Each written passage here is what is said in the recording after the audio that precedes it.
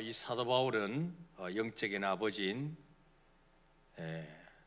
영적 아들인 디모데 목사에게 너는 때를 얻든지 못 얻든지 항상 말씀을 전파하라고 하면서 이 명령을 하나님 앞과 또 살아있는 자와 죽은 자를 심판하실 그리스도 예수 앞에서 명령한다, 그렇게 말씀합니다.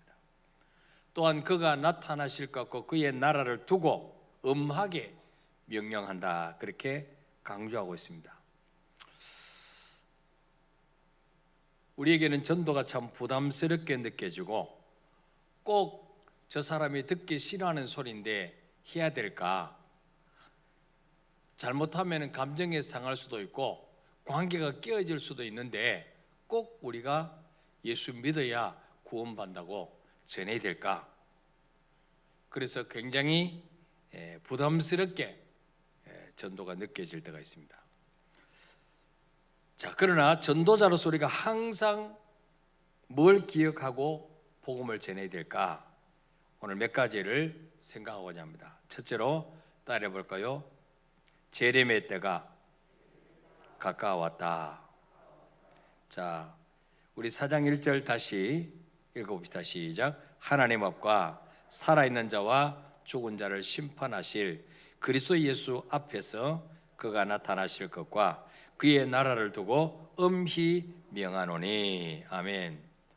자, 바울은 그냥 디모데에게 디모데야 열심히 전도해야 된다, 그렇게 말씀하지 않고 내가 지금 하나님 앞에서 너에게 명령한다. 또 뭐요? 살아있는 자와 죽은 자를 심판하실 그리스도 예수 앞에서 명령한다. 또 그가 나타나실 것과 그의 나라를 두고 엄히 명령한다. 이 말씀 무슨 말입니까? 디모데야, 예수님이 재림하실 때가 다 되었다. 예수님이 다시 오실 때가 가까웠다. 예수님이 다시 오시면 반드시 너에게 물을 것이다. 네가 살린 영혼을 내놔봐라. 네가 전도한 영혼을 내놔봐라. 네가 구한 영혼 몇 명이나 되니 한번 내놔봐라. 그렇게 반드시 주님은 물으실 것이다. 네가 책임진 영혼, 네가 구원으로 이끈 그 영혼, 네가 그토록 살리려고 그 사람에서 기도하며 금식하며 섬긴 그 애쓴 영혼이 있느냐? 과연 내놓을 게 있느냐? 바로 그 말씀이에요. 예수님이 다시 오실 때가 다 되었고 심판자 예수님이 재림하실 때가 다 되었는데 과연 그때 주님의 손에 네가 전도한 영혼 몇 명 내놓을 수 있느냐? 그러므로 주님 오실 때가 가까웠으니 서둘러 때를 얻든지 못 얻든지 항상 전도해라. 왜 이렇게 바울이 그렇게 부담스러운 전도를 강조합니까? 여러분, 디모데는 뭐 복음만 전하면은 한 사람도 그 반응을 일으키지 않고 다 그냥 안 그래도 교회 갈라 그랬습니다. 다 이럴까요? 이런 사람만 있을까요? 그럼 얼마나 좋겠어요. 안 그렇단 말이에요. 근데 왜 그렇게 부담스러운 전도를 강조할까요? 자, 데살로니가전서 2장 19절 20절 읽어볼까요? 시작. 우리의 소망이나 기쁨이나 자랑의 멸관이 무엇이냐? 그가 강림하실 때 우리 주 예수 앞에 너희가 아니냐? 너희는 우리의 영광이요 기쁨이니라. 아멘. 여러분, 주님이 재림하실 때 주님 앞에 뭘 내놓을 것인가? 주님, 제가 살았던 아파트 한번 보세요. 이거 50평이에요. 그거 자랑할 거예요? 주님, 제 통장에 잔고 한번 보세요. 얼마나 많이 있는가? 주님, 제 학벌 한번 보세요. 제가 우리 아이들을 얼마나 잘 키웠는지 한번 보세요. 이거 자랑할 겁니까? 하나님 앞에? 하나님 앞에 그런 거는요 아무 자랑거리가 못 돼요. 다 쓰잘데없는 거예요. 자, 바울은 뭐라 그럽니까? 우리의 소망이나 우리가 주님 앞에 설 때 무슨 소망을, 무슨 희망을 가지고 설 거냐? 또 주님 앞에 설 때 뭐가 우리의 기쁨이 되겠냐? 뭐가 우리의 자랑의 면류관이 될 것이냐? 그가 강림하실 때 우리 주 예수 앞에 너희가 아니냐? 이 너희가 누구예요? 데살로니가 교회 성도들이에요. 바울이 전도하다가 유대인들이 깡패를 동원해서 바울을 죽이러 갈 때 밤중에 도망가면서 그렇게 목숨 걸고 전해서 예수 믿게 된 데살로니가 교회 성도들, 그들이 주님 앞에 설 때 우리의 영광이요, 바울의 영광이요, 기쁨이요, 자랑이라는 거죠. 믿습니까 여러분? 네. 우리가 주님 앞에 설 때 자랑할 거 아무것도 없어요. 주님이 우리가 했는 것에 대해서 정말 감동받으실 거 아무것도 없어요 여러분. 네. 주를 위해서 헌신하고 충성한 거, 또 영혼 살린 거, 복음 전한 거, 이것만이 주님 마음을 기쁘시게 하지 이 세상 것 아무것도 주님 앞에 매력적으로 보일 하나도 없다는 거죠. 내가 양육에서 제자 삼은 그 사람, 그들이 우리의 기쁨이요 자랑이요 면류관이 될 줄 믿습니다. 그래서 평소에 우리가 전도하고 제자 세우는 일에 힘써 놓으면 주님이 언제 재림하신다 할지라도 두려워할 필요가 없어요. 뭐 흰 옷 입고 기다릴 필요가 없어요. 우리 예배 시간마다 마지막 부르는 찬양, 주님 다시 오실 때까지 한번 부를까요? 주님 다시 오실 때까지 나는 이 길을 가리라. 좁은 문, 좁은 길, 나의 십자가 지고 나의 가는 이 길 끝에서 나는 주님을 보리라. 영광의 내 주님 나를 맞아주시리. 자, 여기까지. 언제 어떤 삶을 살 때 영광의 주님이 우리를 맞아주실까요? 좁은 문, 좁은 길, 좁은 문, 좁은 길을 항상 가려고 하는 이 사람들이 마지막 나의 가는 길 끝에서 영광의 주님을 만나게 되는 거죠. 좁은 문, 좁은 길이 바로 무엇입니까? 영혼 살리는 길. 좁은 문, 좁은 길로 가야 그 길 끝에 영광의 주님을 만날 수 있습니다. 그러나 넓은 문, 넓은 길, 쉽고 편한 길, 많은 사람이 찾는 길, 그 길을 가다가 그 길 끝에는 영광의 주님을 만날 수 없어요. 심판의 주님을 만나요. 무서운 주님을 만나게 돼요. 그래서 바울이 그토록 디모데에게 내가 엄하게 명령한다. 주님 재림하실 때가 가까웠다. 그때 주님 앞에 설 때 부끄럽지 않도록 네가 전도한 그 사람들만이, 네가 양육에서 제자 세운 그 사람만이 너의 자랑이요, 너의 영광이요, 너의 면류관이 된다. 그래서 여러분, 이렇게 바울이 디모데에게 이렇게 영혼 구원하라고 강조하는 거예요. 전도자는 항상 뭘 기억해야 돼요? 주님의 재림의 때가 날마다 다가오고 있다. 하루하루 다가오고 있다. 여러분, 세상 돌아가는 거 보세요. 뭐 지금 이 세상이 소돔 고모라 못지 않아요? 우리나라에도 동성애자가 얼마나 많죠. 에이즈가 전부 동성애 때문에 생긴 저주예요, 저주. 요즘 뭐 원성이 두창, 이 전부 동성애 때문에 생긴 거예요. 저 유럽 같은 경우는 아예 그냥 합법화 있어, 합법화. 법적으로 남자가 결혼해도 되도록, 여자 결혼해도 되도록 만들어놨어요. 지금 우리나라 그거 하려고 하는 거 아니죠? 그거 하려고 헌법 개정하려고 하는 거예요. 뭐가 되겠어 그러면? 그 로마서에 보면은 이를 하나님 보실 때 사형에 당할 이 일을 자기들만 할 뿐만 아니고 뭐예요? 그 일을 하는 사람들을 옳다고 한단 말이에요. 이게 타락한 징조죠. 내가 그렇게 안 살 뿐만 아니라 그렇게 사는 사람을 이거는 잘못된 것이 해야 되는데 그걸 옳다고 오히려 뭐예요? 합법화시키자는 거예요. 법적으로 그렇게 하자는 거예요. 법적으로 안 정해도 지금 그 짓을 하고 있는데 합법적으로 정해놓으면 얼마나 더 자유롭게 할까요? 예? 우리나라에도 뭐 미성년자를 자녀로 둔 남자인가? 아빠인가? 성전환 수술해서 여자로 바꿨다는 거예요. 그래서 호적에도 자기를 여자로 등록해달라. 그럼 애들이 아빠 부르다가 갑자기 아빠가 여자가 되어버렸어요. 그 얼마나 혼란할까? 아, 이런 수도 있구나. 아빠가 엄마가 되기도 하는구나. 그 엄마가 둘이 돼버리죠. 예. 이걸 또 대법원에서 이걸 인정해야 된다 이래가지고 우리 기독교에서 피켓 들고 이러면 안 된다. 이게 전부 지금 망하는 길로 가고 있어요, 우리나라. 예.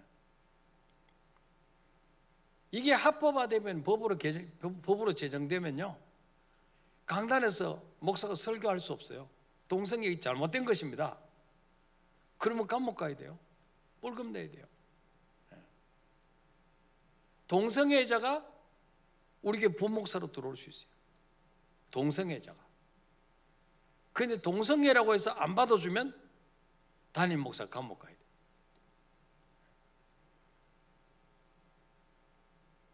동성애자가 목사님 주례 좀 해주세요. 우리 어떤 자매가 자매를 사랑해가지고 주례해달라고 나한테 부탁하면 주례해 줄 수 있겠어요? 더군다나 교회에서 결혼식 하겠다. 그거 안 해주면 고소하면 내가 걸려요. 예. 법을 어겼기 때문에 걸리는 거죠. 그래서 글을 쓰고 지금 이거를 법적으로 제정 안 되도록 지금 서울의 큰교회 목사님들이 국회의사당 앞에서 1인 시위를 1인 시 죽어도 동성애는 통과하면 안 됩니다. 이 망하는 짓이 망하는 짓. 예. 지금 세상 돌아가는 거 보세요. 이게 뭐 지금 다 질서가 무너지고 개인 이익을 위해서 그냥 데모하고 집단 데모하고 이 나라가 얼마나 혼란합니까? 이게 지금 재림이 가까워오는 거죠. 예. 노아 시대 때도 하나님이 인간들이 생각하는 거 온통 죄 짓는 것밖에 없고 죄 짓는 계획만 가질 때 하나님이 인간 만드셨음을 한탄하셨다. 그리고 홍수로 쓸어버리기로 작정하셨다. 예. 지금 시대가 그런 시대가 오고 있어요. 그래서 우리는 항상 뭐요? 왜 전도해야 되느냐? 주님 재림하실 때가 가까웠기 때문에. 어느 날 갑자기 주님 재림하시면 내 믿지 않는 남편, 내 식구들 어떻게 되겠어요? 지난주에 말씀드린 것처럼 구원은요 살아있을 때만 받을 수 있어요. 죽고 나면 막바로 심판대 앞에 갑니다. 그때는 회개해봤자 소용이 없어요. 살아있을 때만 구원받을 기회가 있단 말이에요. 예. 그래서 우리가 주님의 재림을 생각하면서 듣든지 하든지 복음을 전해야 돼요. 두 번째로 우리 전도자가 항상 기억이 될 말씀이 무엇입니까? 따라합시다. 전도는 주님의 엄한 명령이다. 자, 4장 1절에 보니까 그가 나타나실 것과 그의 나라를 두고, 그의 나라, 하나님의 나라, 천국을 두고 엄히 명하노니. 엄히 명하노니. 이 말은 무슨 엄한 명이에요? 엄한 명령. 디모데야, 내가 엄중하게 명령한다. 그러니 이것은 선택이 아니라 필수다. 여러분 대학교 가면 선택 과목과 필수 과목이 있어요. 선택 과목은 해도 되고 안 해도 되는 거야. 이수를 이거를 공부해도 되고 하기 싫으면 안 해도 되는 거예요. 근데 필수 과목은요 안 하면 졸업이 안 돼요. 반드시 그 강의는 들어야 졸업이 되는 거예요. 예. 전도는 뭐예요? 선택 과목이 아니라고. 하면 좋고 안 해도 괜찮고 그게 아니란 말이에요. 예. 반드시 해야 돼요. 반드시. 고린도전서 9장 16절 읽어볼까요? 시작. 내가 복음을 전할지라도 자랑할 것이 없으면 내가 부득불할 일임이라. 만일 복음을 전하지 아니하면 내게 화가 있을 것이다. 예. 전도했다고 자랑할 게 없어요. 당연히 해야 되는 거예요. 당연히. 예. 그 사람이 부담을 느끼든 싫어하든 그러면 너하고 나하고 교제 끊자 하든 말든 간에 부득불 해야 된다. 그 전하지 않으면 내게 화가 있다. 네. 얼마나 엄한 경고의 메시지입니까? 여러분, 만약에 여러분이 다니는 직장의 사장이 계속 잘못했을 때 당신은 한 번만 더 이 일하면 사표 내세요. 예. 학교 선생님이 학생에게 너 한 번만 더 이렇게 하면 너 퇴학시킬 줄 알아. 그럼 어떻게 하겠어요? 무서워하겠죠. 조심하겠죠. 다시는 그렇게 안 하도록 하겠죠. 근데 그토록 엄하게 명령하신 하나님의 말씀은 얼마나 우리가 두려워하고 무서움으로 받아들이냐고 말이죠. 자, 에스겔 33장 8절 읽어봅시다. 시작. 가령 내가 악인에게 이르기를 악인아 너는 반드시 죽으리라 하였다 하자 네가 그 악인에게 말로 경고하여 그의 길에서 떠나게 하지 아니하면 그 악인은 자기 죄악으로 말미암아 죽으려니와 내가 그의 피를 네 손에서 찾으리라. 아멘. 악인이 예수 믿지 않는 사람이에요. 예. 죄 지은 대로 보응받아야 되니까 악인은 반드시 지옥 가죠. 예. 우리도 죄를 지었지만 왜 안 갑니까? 내 죄를 대신해서 죽어주신 그 예수가 계시기 때문에 그 예수님 보고 우리를 천국 보내주시는 거지 우리가 뭐 잘나고 의로워서 죄가 없어서 천국 보내주는 게 아니에요. 예. 근데 하나님이 예수 믿지 않고 지옥 가는 영혼에게 너 빨리 회개하지 않으면 너 지옥 가. 응? 근데 뭡니까? 우리가 그 악인에게 말로 경고해서 그의 길에서 떠나게 하지 아니하면 그 악인은 그 불신자는 자기 죄 때문에 죽겠지만 내가 그 피를 네 손에서 찾으리라. 네가 전하지 않았어. 예. 네가 그 사람 구원받을 기회를 안 줬기 때문에 너도 악질이란 말이에요. 왜 이 복음 복된 소식인데 왜 복음 전할 기회를 네가 안 줬냐? 당신이 지금 어떤 죄를 지어도 예수가 당신 죄 때문에 죽으셨습니다. 이 사실을 믿고 영접하기만 하면 구원받습니다. 하나님 약속입니다. 돈으로 구원받는 게 아닙니다. 선행으로 구원받는 게 아닙니다. 이 복음을 전하면은 전해서 그 사람이 안 돌이키면은 이건 어쩔 수 없는 거지만 전하지 않아서 그 사람이 지옥 간다면 그 피를 네 손에 찾겠다는 거예요. 얼마나 무서운 말씀입니다. 여러분 우리가 전도할 때 너 자꾸 나한테 예수 얘기하려면 오지 마. 나 나하고 친구 안 할 거야. 왜 자꾸 나한테 와서 귀찮게 하니? 종교의 자유가 있는데 헌법에도 보장되어 있는데 왜 너는 꼭 예수만 믿어야 된다고 그런 말을 하냐? 여러분 그럴 때 그런 말이 무섭고 두렵습니까? 친구와 관계 끊어질까 싶어서 두렵습니까? 자, 사도행전 4장 우리 18절부터 21절까지 읽어볼까요? 시작. 그들을 불러 경고하여 도무지 예수의 이름으로 말하지도 말고 가르치지도 말라 하니 베드로와 요한이 대답해 이르되 하나님 앞에서 너희 말을 듣는 것이 하나님의 말씀 듣는 것보다 옳은가 판단하라.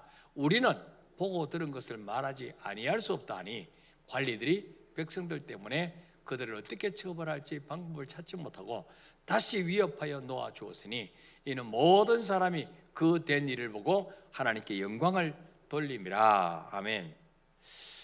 자, 전도하다가 복음 전하다가 붙잡힌 베드로와 요한을 채찍질해서 돌려보내면서 예루살렘의 장로들과 대제사장들이 이렇게 협박합니다. 이번에만 봐준다. 놓아줄 테니까 다시는 예수 이름으로 말하지도 말고 가르치지도 말라고 했습니다. 예. 그때 베드로 요한이 뭐라고 말합니까? 하나님 앞에서 너희 말 듣는 것과 하나님의 말씀 듣는 것 이 두 가지 중에 어느 것이 옳은가 판단해봐라. 너희들 하나님 믿는 사람 아니냐? 너희들 하나님 잘 믿는다고 지금 폼 잡고 댕기는 인간들이 아니냐? 그런데 너희들 듣기 싫다고 하나님의 소원, 하나님의 말씀을 전하지 않으면 그게 옳은 거냐? 네가 한번 판단해봐라. 우리는 보고 들은 것을 전하지 아니할 수 없다. 이런 정말 하나님을 만났으면, 정말 지옥에 천국에 있음을 믿는다면 전하지 않을 수가 없죠. 아무리 싫어해도.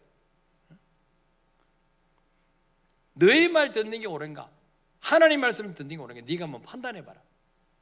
우리는 보고 들은 것을 말하지 아니할 수 없다. 이게 바로 증인 아닙니까? 증인. 어떤 사람이 택시가 사람을 치어서 쓰러졌는데 쳐지도 않고 뺑소니 쳤어요. 그 사람 죽었다. 그러면요? 여러분 그걸 봤어요. 봤는데 증인을 서기 싫어하니까. 괜히 귀찮으니까. 예. 본 사람은 본대로 말을 해야 되죠. 그게 증인이에요. 증인의 사명이에요. 예.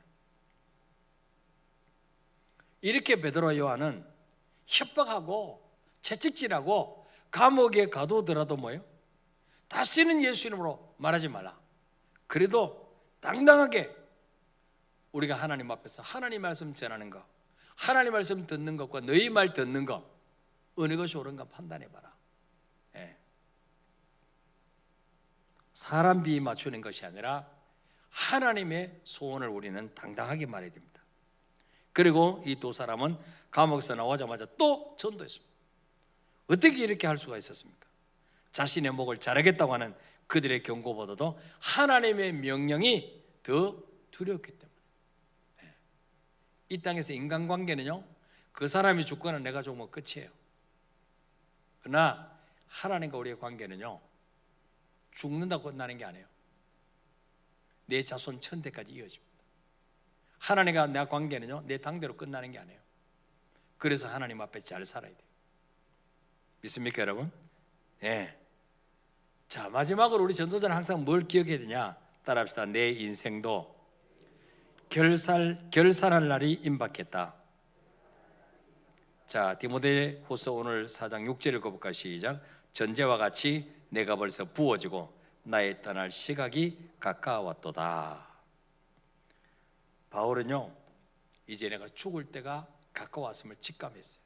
이 전제는요, 포도주를 이렇게 부어서 하나님 앞에 제사 드리는 거예요.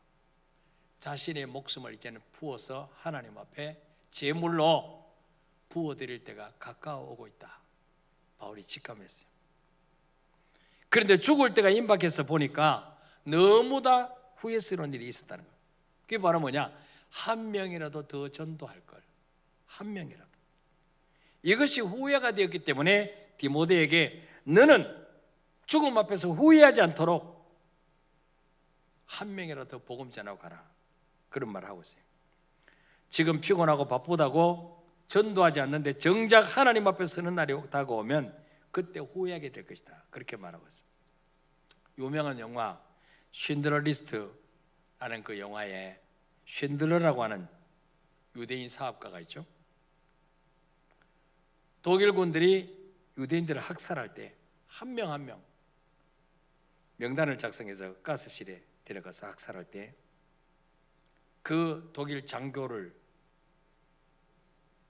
이 친한 장교를 통해서 돈을 주고 생명을 구합니다. 한 명 한 명 돈을 주고 구출해요. 그가 전 재산을 다 팔아서 1100명을 살립니다. 1100명. 1100명의 유대인들을 살려내요. 그는 마지막에 그 지역을 떠나게 될 때 그는 오열함에 통곡합니다. 왜 그렇습니까? 자기는 최선을 다해서 1100명을 죽음의 자에서 건져냈으니까 그 사람을 통해서 앞으로 얼마나 많은 유대인들이 후손들이 태어나겠습니까? 1100명만 살린 게 아니죠. 수만 명, 수십만 명을 살려낸 거죠.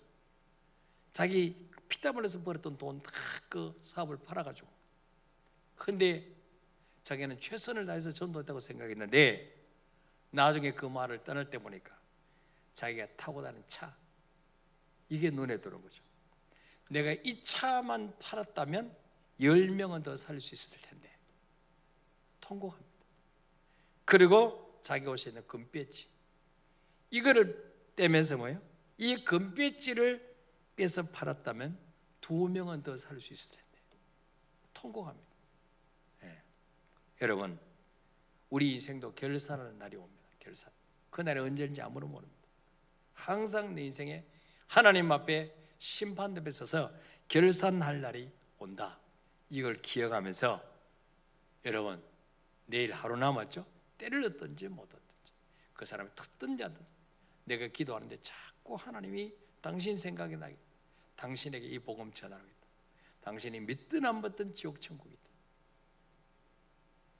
어떤 권사님이 78세 된 할머니를, 그 동네 사는 분인데 전도해서 2번의 영접기도 시켰대. 그분은 오셨어. 아이들이 어릴 때 초등학교 4학년 때 이럴 때 자기가 죽을 병에 걸려서 죽을 뻔했대. 근데 꿈속에 하나님이 지옥과 천국을 보여주셨어요. 지옥과 천국. 시커먼 옷 입은 저승사자로서 자기를 끌고 지옥교로 데려가는데 보니까 불구덩이에 기름감에 기름이 불불 끓는데 거기 집어 던져놓으라. 누군가가 뛰어서 자기를 붙잡고 다시 이쪽 길로 간대. 천국 가는 길. 요단강이 보이고 빛이 쫙 보이는데 거기를 따라갔더니 금으로 된 보좌 위에 하나님이 앉아 계신 거 봤다는 거야. 그래서 주님, 나 좀 살려주세요. 근데 손이 가까이 다가가지 않아서 손 잡다가 떨어졌대. 근데 깼는데, 그러고 정신을 차렸는데 그때부터 하나님이 살려주셔가지고 지금까지 살아있다는 거야. 예. 자기는 분명히 천국 지옥이 있는 걸 믿는데, 예, 믿으면 교회에 나와야 됩니다. 자기는 스스로 자기는 하나님의 딸이라고 생각한대. 그럼 하나님 그때 살려주시는 지금까지 뭐 했습니까? 이제 언젠가는 주님 앞에 서게 될 텐데 그때 부끄럽게 서면 안 되잖아요. 이번 주부터 꼭 나오시라고. 그래서 그 기도해드리고 보냈는데, 하나님이 택함 받은 백성은 그렇게 꿈속에라도 뭐요? 지옥과 천국을 보이신다는. 여러분 태신자도 주여, 오늘 저녁에 그들이 잠잘 때, 축구 보다가 잠잘 때 주여 지옥과 천국을 보여주옵소서 기도하시길 바랍니다. 자, 우리 찬양하고 기도하겠습니다.